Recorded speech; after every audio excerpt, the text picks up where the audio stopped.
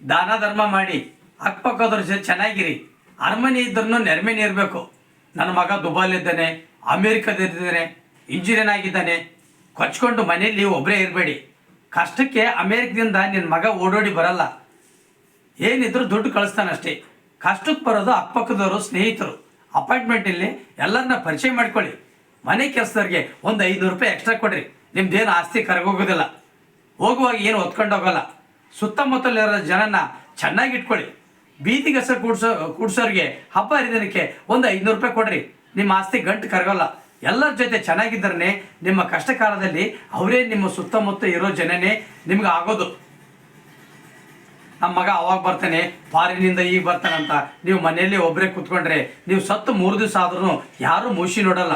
ಜನಗಳ ಜೊತೆ ಬೆರ್ರಿ, ಜನಗಳೇ ನಿಮ್ಮನ್ನು ಹೊತ್ಕೊಂಡೋಗಿ ಸ್ಮಶಾನಕ್ಕೆ ಹಾಕೋದು.